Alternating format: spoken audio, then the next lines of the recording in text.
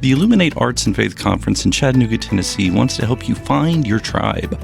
Do you get way too excited about quoting Wendell Berry or C.S. Lewis in conversations with coworkers? Does your Spotify playlist include hymns, a little jazz, and a whole lot of Andrew Peterson? Join your tribe at Illuminate March 31 and April 1 for education and inspiration from speakers Russ Ramsey, Douglas McKelvey, John Hendricks, and others. Find a complete list of session topics and ticket information at southern.edu/illuminate. In 2024, I set out to meet as many poets as I could and spend an hour with each one. I got more than I bargained for, more insight, more clarity, more hope. It's proved to be one of the richest highlights of my life. 17 writers, 17 deeply human conversations that made me sit up and pay attention. Franz Kafka once said, if the book we're reading doesn't wake us up with a blow to the head, what are we reading for? A book must be the axe for the frozen sea within us. And that's what I hope this new book will do. I hope it wakes us up, my friends. I hope these conversations will be the catalyst for something to be reawakened, re-enchanted, and reinvigorated. It's called An Axe for the Frozen Sea, Conversations with Poets About What Matters Most. I'm Ben Palpin, and I hope you'll come and listen in as I spend a little time with poets like Lucy Shaw, Malcolm Guite, Dana Gioia, and Lee Young Lee. Pull up a chair at the table as we dig into what it means to write well and to live well. An Axe for the Frozen Sea is now available from Rabbit Room Press. Visit the store at rabbitroom.com, or better yet, ask about it at your favorite bookseller. I think primarily beauty is a picture of grace in that we don't necessarily ask for it and don't necessarily deserve it, but it comes to us nonetheless. Welcome to the Habit Podcast, conversations with writers about writing. I'm Jonathan Rogers, your host. Benjamin Myers is a literature professor at Oklahoma Baptist University. He's also former poet laureate of Oklahoma and the author of 3 books of poetry. His most recent book, A Poetics of Orthodoxy, is not a book of poetry, but a book about poetry. In it, he makes the case that Christian orthodoxy provides a reality-based way of knowing what kinds of poetry most resonate with human experience. All right, Benjamin Myers, thank you so much for being on the Habit Podcast. Thank you. It's my pleasure to be here. I'm a listener and fan. Oh, good. Well, okay, I have to start here, and that is you, I guess not are, but were the poet laureate of Oklahoma. Yes. When I was little, the title poet laureate just sounded like the most glamorous job title I'd ever heard in my whole life. What are the rights and privileges and responsibilities of a state poet laureate? Sure. Well, to take a little bit of the glamour off, when I got the appointment, I was explaining what a poet laureate is to my then small children. And I was talking about the laurel wreath that they placed on the head of the sort of chief poet of the city.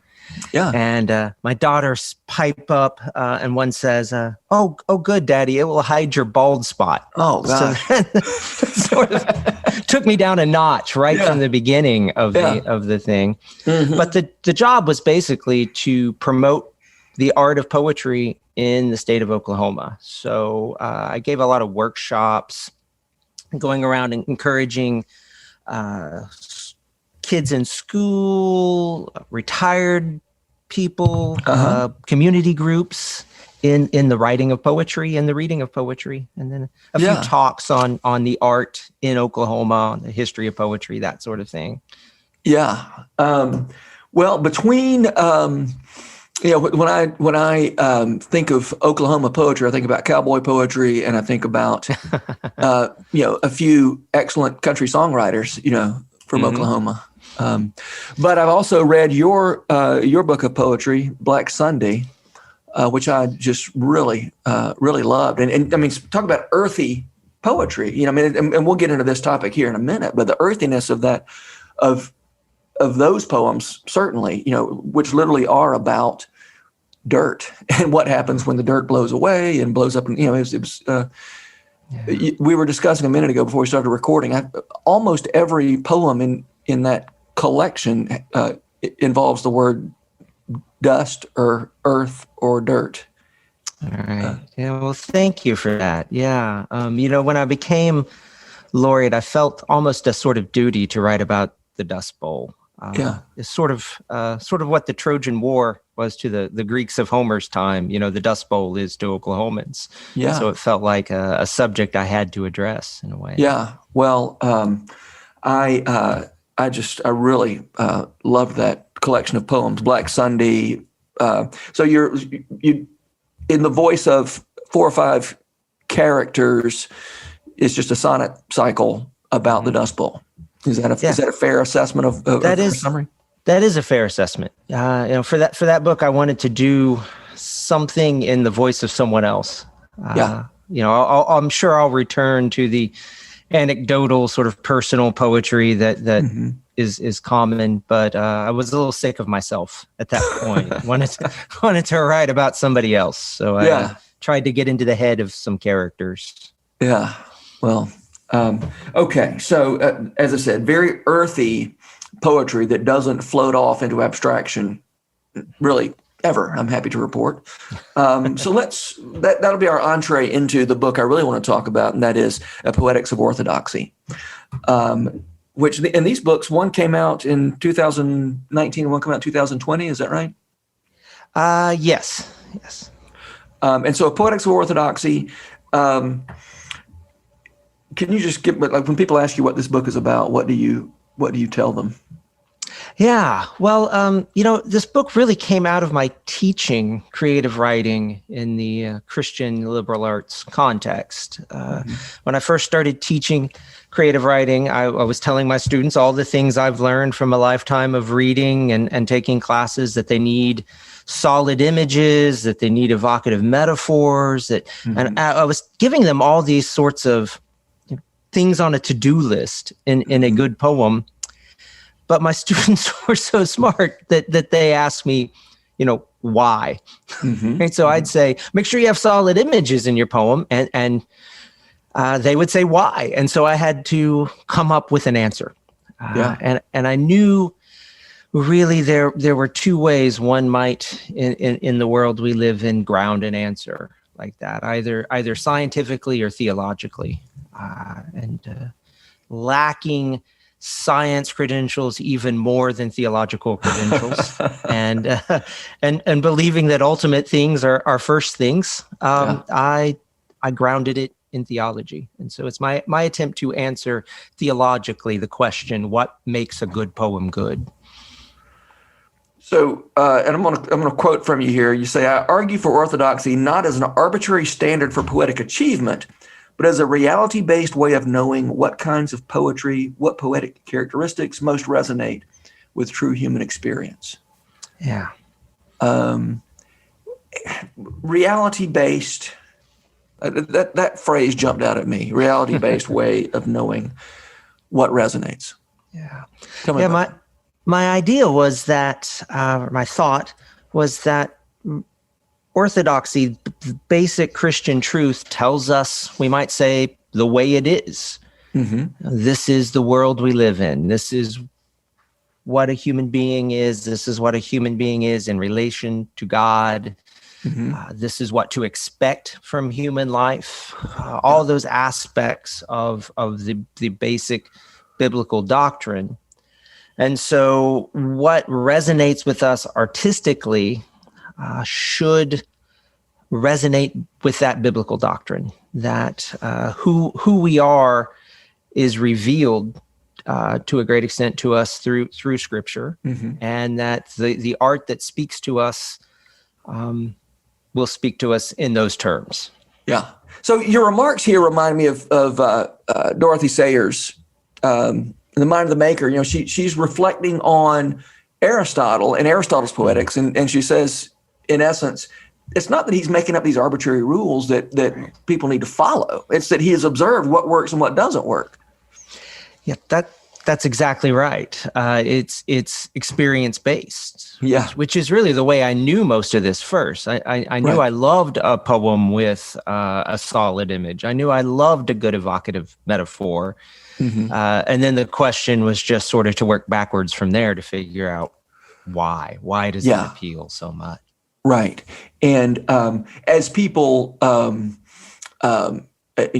back to Aristotle, as people have tried non-Aristotelian ways of structuring stories, we just don't like those stories very much. Yeah, that's right. It's interesting for about 15 minutes, right? To violate those norms, and then once someone else has done it, it gets old fast. Yeah, and so that idea of reality-based criteria, I mean, I think that's really helpful to acknowledge, and this seems to be a theme, throughout your book, is the idea that there's something that exists outside our heads that we, it's writing is not a question of going, it's not something that just happens between our ears. It's something that we have a relationship to something outside of us, and that's where writing comes from. Yeah, absolutely. I think good writing in some sense has to take the idea of the soul seriously, of a being who we are that doesn't originate with us. Yeah. Well, okay. So while we're at it, we need to talk about Gnosticism, right? Because you treat Gnosticism as the great bugaboo of poetry. So let's talk about that a little bit. I guess since you're the one who writes about Gnosticism, maybe give us a quick summary of what you mean by Gnosticism, and then why is it so inimical to good writing? Yeah, I mean, Gnosticism is a lot of things, right? Mm-hmm. Not the sort of thing that is easy to pin down. It's a bit like postmodernism in a lot of ways. It's like postmodernism. But so the Gnostics who believed in the sort of secret knowledge that leads to salvation, as distinct from the sort of widely available truth of the gospel, right? So it begins as in a sort of elitist thing. But what I'm primarily interested in about the Gnostics is their sort of hyper-Platonism, their rejection of all matter as either irrelevant or even evil. Right. So often the Gnostics would preach that, really there are two gods, right? There's an Old Testament God who created stuff. Mm-hmm. And then, the New Testament God who offers us the way out of stuff, which is not biblical truth, right? We know that our God is the creator God, and that we are not souls trapped in bodies hoping someday to be free of the material realm. We're waiting on the redemption of matter. Yeah. And so that's that Gnostic attitude that really only the quote unquote spiritual matters and the physical is irrelevant at best and bad at worst. That's bad for poetry, because no poem can really resonate with us that doesn't meet us in the physical world. We want to write about abstractions, sometimes big things like love or hope or sadness, but we've only ever had those feelings within our bodies, right? We've been loved somewhere, we've been sad somewhere. In your newsletter recently on writing Valentine's poetry and love poems, you gave a great exercise, because you mentioned that people want to write about their emotions for Valentine's Day, but they should start with a memory rather than the emotion. And I thought that was great advice, because you can't really get at a feeling the direct way, right? We experience our feelings as soul-body combinations. Yeah. That gets to something you said in A Poetics of Orthodoxy, that embodiment. The fact that we experience everything we experience in our bodies, that explains why imagery is more emotional than emotional talk. Exactly. Yeah. A lot of that rooted in the Imagist poets, sort of emphasizing that. And of course, long before them, the Eastern tradition of the Tang dynasty poets in China and haiku in Japan sort of intuited that truth as well. William Carlos Williams' great line about no ideas but in things speaks to that. Yeah, we don't have. I've got this sort of have mixed feelings about this, because obviously the fact we are capable of thinking in abstractions in a way that monkeys and dogs and even babies aren't able to think abstractly. And so, there's no. I think part of the image of God in us is the ability to handle abstractions. Yes. And yet, as a poet, as a fiction writer, in some ways we are giving up the right to speak directly of abstractions and say, my job right now is to bring those abstractions down to earth rather than to talk about them directly.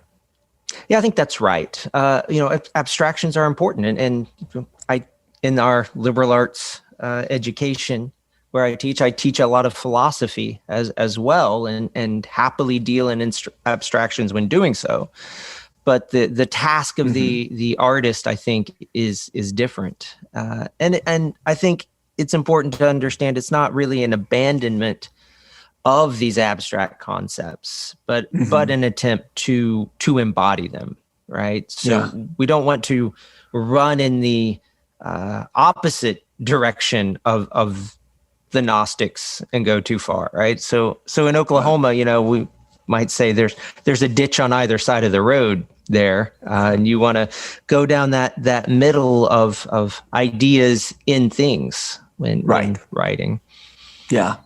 And to acknowledge and to deal with the truth that ideas, well, as you said, as Carlos Williams says, no ideas but in things. You in getting at ideas by way of things, or Flannery O'Connor talks about staying on the surface, right? It is incumbent on the fiction writer to stay on the surface, which seems so counterintuitive.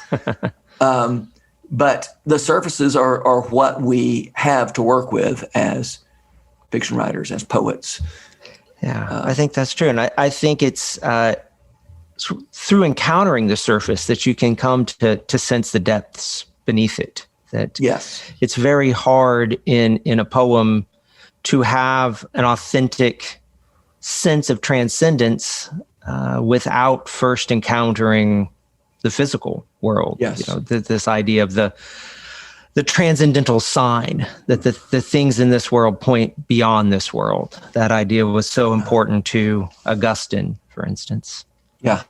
And so now we're back to this anti-Gnostic way of talking about the world, that it's not you have ideas over here and things over here, but rather those things are together.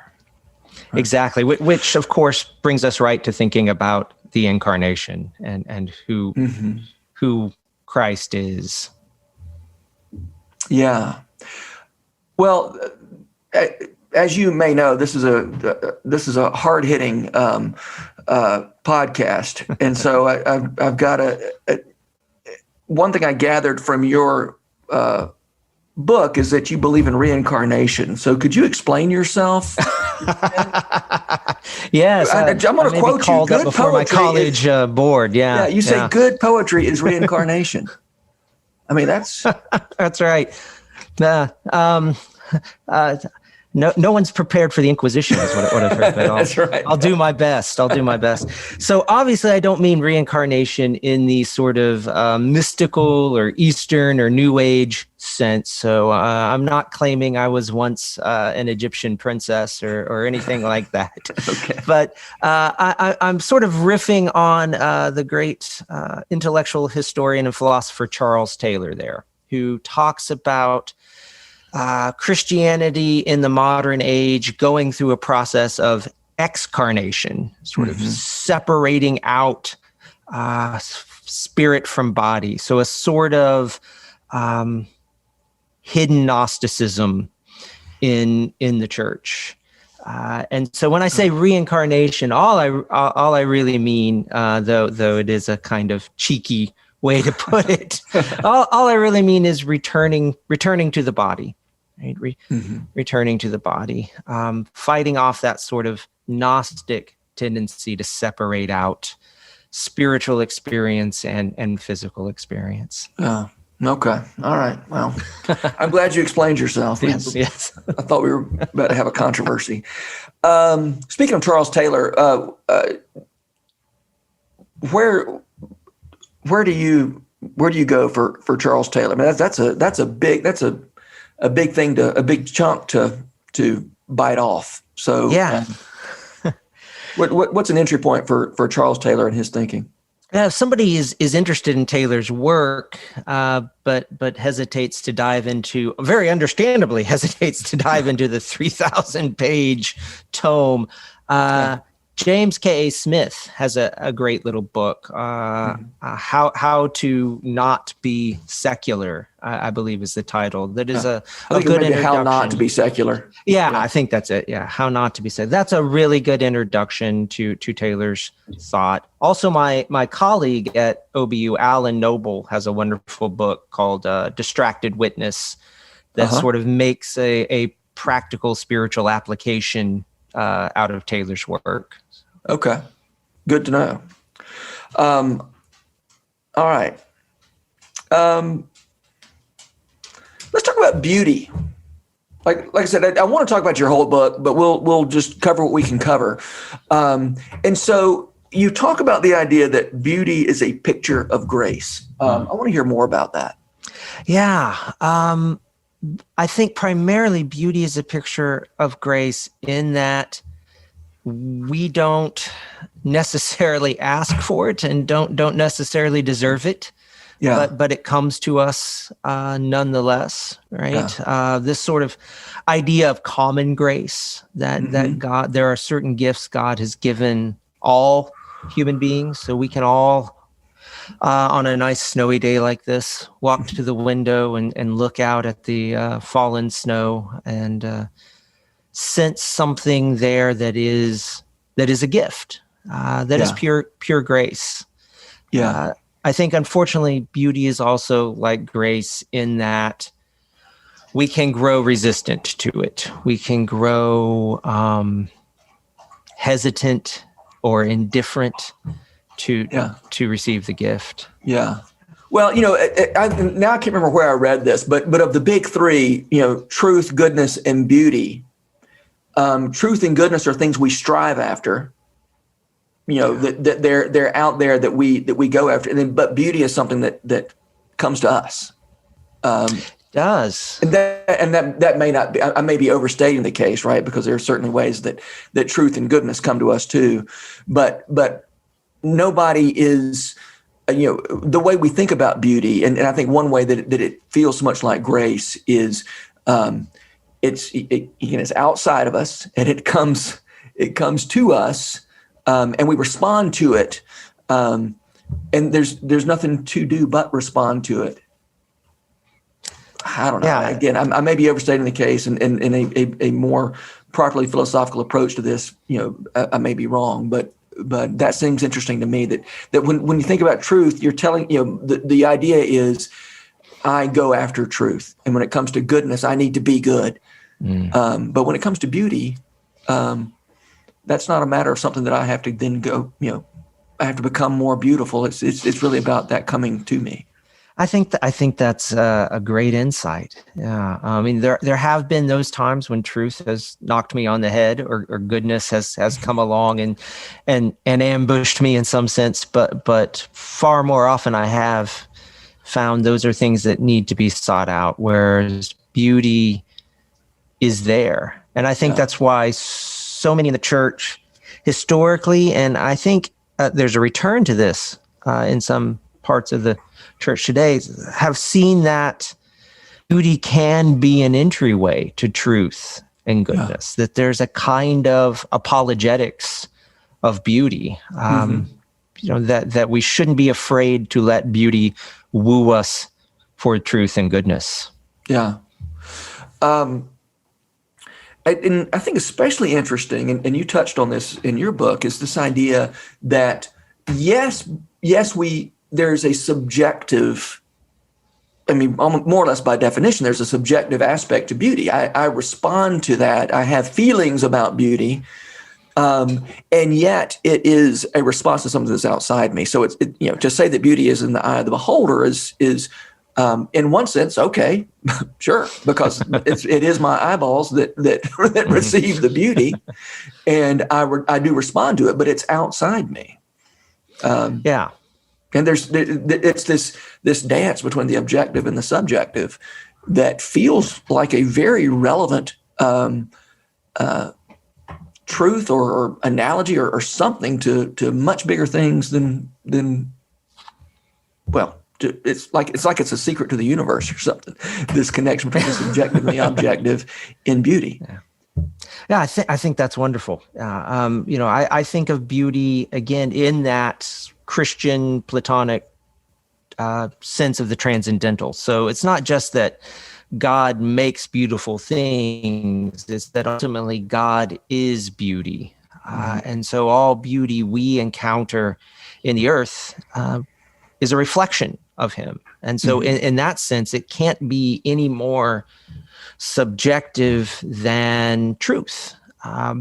So often when we talk about the subjective nature of beauty, we're really just sort of talking about preferences within beauty. So for instance, we know some people like astronomy and some people like, let's say, geology. Doesn't make astronomy truer for one person and geology truer for another person.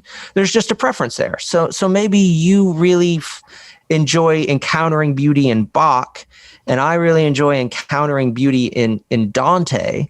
That doesn't mean that there's not real beauty in both of those artists.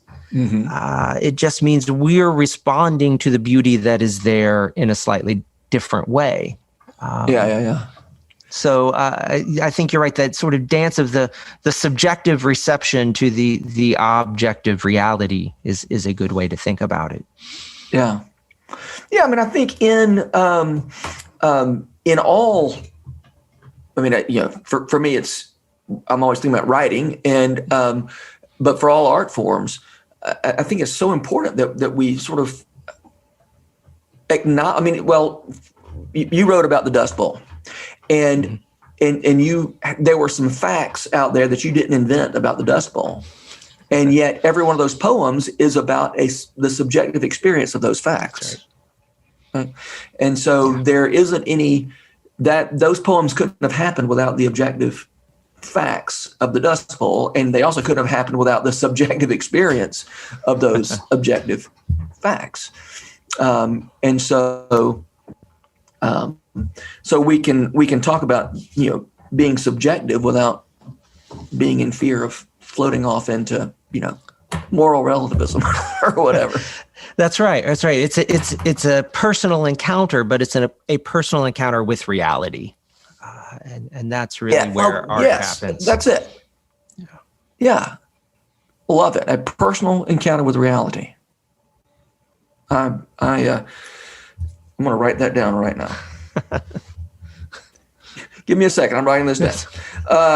So as a college teacher, I'm not used to people actually taking notes. So you're throwing me off.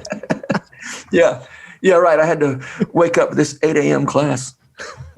I'm not sure which. So the other thing I want to talk about beauty. You talk about this idea that men, in particular, are reluctant to say too much about beauty, because.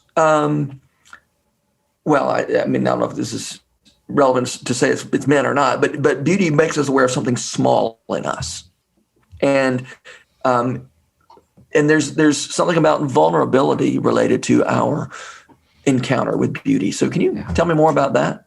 Yeah, I think that sense of smallness, in one sense, is an entirely correct reaction, because when we encounter beauty, again, it's pointing us to its source in the infinite God. So we ought to feel our finiteness in the presence of beauty. The problem comes in when we just can't accept that, particularly in our post-romantic and postmodern sort of mindset. We don't like to think of ourselves as limited. And of course, we probably never have. I mean, you can find plenty of examples in the ancient world of human beings not accepting their finitude. But we are particularly bad at this sort of accepting our limitations. And beauty shows us a glimpse of the infinite, which points toward our own finitude. And we can either respond to that with gratitude or with kind of fear and rebellion. And I'm afraid sometimes that the general sort of psychological culture we live in is more encouraging of fear and rebellion than it is of gratitude when we encounter the infinite. Yeah. What's the term? The sublime. The idea that as we come face to face with things that are both beautiful and a little terrifying. That's right. A big waterfall or a big mountain or something. And I will say the mountains, sort of in the east, don't strike me as especially terrifying. But I've been, when I've been out west and sort of find myself at the bottom of a mountain, I see what the idea of the sublime. It really is a little terrifying to feel so small in front of an enormous mountain or a waterfall or whatever. So I love that insight. Okay, we're getting close to the end of our time, but we got to talk about diction. I mean, your chapter on diction, you're really speaking my love language there. And you talk about this idea of language, using the importance of using language that we own, or maybe language that we belong to. And I think that might be a good place for us to sort of begin to bring this conversation in for a landing. So with you, you're interested in Anglo-Saxon as opposed to Latinate diction. Maybe we won't get into that just for time's sake, although that's one of my interests. But tell me about this idea of using language that we own, or language that we belong to. Yeah. The whole goal, again, is to sort of have that encounter with reality. And so I think those words that are part of our deeper emotional life and of our first sort of fundamental reality encounter with reality, those words we pick up when we're small, when we're children, often have that kind of impact, whereas the fancier, the more Latinate words don't. And it's not that I have anything. I actually teaching a class right now on Roman literature, where my son is learning Latin downstairs as we speak. So it's nothing against Latin, but as an artist, we want a kind of primary relationship with words that brings us closer to a relationship with the world. Right. The goal being to kind of bridge that maybe unbridgeable gap between word and thing. And so I think one of the examples I use in the book is wood and woods versus forest, or the Latin adjective sylvan. When you go to the woods, you see wood. And so that word is closer to the physical world and has a kind of built-in image almost. Yeah. One way I think about it is the difference between words that you learned for a vocabulary test and words that you learned just by being a human being. Yeah, that's right. And so all those Latinate words, Roman people learned those not on a vocabulary test, but they learned it because it was their words. And Exactly. I learned the word milk, the Anglo-Saxon word milk, because I was a baby drinking milk, and I learned all those words that related to milk that start with that have LACT in them from vocabulary tests.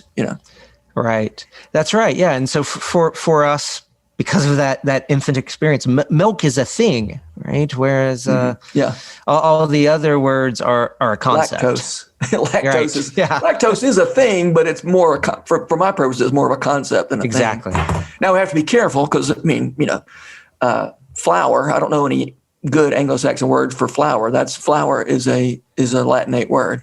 That's right. Yeah. And a lot of those Latinate words, do come to us directly. And so the Anglo-Saxon Latin division, which I pick up from George Orwell, is more a kind of schematic than it is a rule. I'm not, as I said in the book, I'm not trying to establish some equivalency of the King James only for Anglo-Saxon diction, Yeah, right. Speaking of King James, if you start counting how many Latinate words are in King James, it's amazing how few. Really? There are. Yeah. Think about the verses that you are most familiar. In the beginning was the Word, and the Word was God. When you get into Paul, you start getting some Latinate words. But when you're not in Paul, it's amazing how many. I have sort of done some counting as to the Latinate versus Anglo-Saxon in the King James, and of course of the 100 most used words in the English language, I don't think any of them are Latinate. That's not surprising.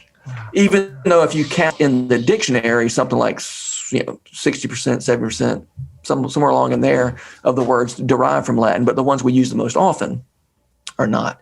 Now I'm cheating a little bit because a lot of those are pronouns and those kinds of things. Anyway, we're off in the weeds. And I said I wasn't going to get into this, and I did because it's always interesting. But I love that reminder that as we write about the words through which we first encountered the world, we are inviting a reader into the real world and the world that we've experienced and the world that they've experienced and into reality. So, and sometimes that can be not just the Anglo-Saxon basic words, but the words that are really your heritage and your beginnings. I remember when one of my previous books came out, I have a friend in New York, a poet, who wrote to me and said, I really love the book, but I need a glossary because I don't know what a dually is or what one does when one brush hogs, right? So these are very, I guess, sort of Oklahoman and Southern kind of terms. But, to me, those words really resonated. And I think once I explained to her what they were, I think she got it. Yeah. All right. Well, let's wrap up with the question I always wrap up with, and that is, who are the writers who make you want to write? Hard to answer. So many. I probably would start with Robert Frost. Frost is the poet I just probably come back to most in a fellow poet laureate. Form. Yes. Y'all are kind of a club. That's right. Well, they haven't taught me the handshake yet, but I'm looking forward to it. So Frost and another poet of New England, Jane Kenyon, is a poet who means a lot to me. Just the meditative, quiet, wise nature of her poetry. Her. And so those two, B.H. Fairchild, poet from right here in Oklahoma, whom I read continually. To me, a major inspiration is the new formalists, poets who emerged in the 80s and 90s. So Mark Jarman, Andrew Hudgens, A.E. Stallings. I go back to their work again and again. You must be familiar with that collection, Fallen Angels, that Mark Jarman edited. Yes. Do you know that I've used that in my poetry classes a few times. Rebel Angels. I have too. That's when I teach poetry, I always make people read that book. That's good. Yeah. I love it. It's so great. Jarman's Unholy Sonnets is another very influential book on me. That sort of sparked a renewed interest in the sonnet form. Yeah. Well, great. Well, Ben Myers, thank you so much. It's been a pleasure talking to you, and I hope we can talk again soon. Thank you. I enjoyed it. This podcast is brought to you by The Rabbit Room, where art nourishes community and community nourishes art. And all our podcasts are made possible by the generous support of our members. To learn more about us, visit rabbitroom.com, and to become a member, rabbitroom.com/donate. Special thanks as well to Taylor Linhart for letting us use her song Diamonds as the theme music for Season 3 of the Habit podcast. You can learn more about Taylor and follow her work at taylorlinhart.com. The Habit membership is a library of resources for writers by me, Jonathan Rogers. More importantly, The Habit is a hub of community where like-minded writers gather to discuss their work and give each other a little more courage. Find out more at thehabit.co.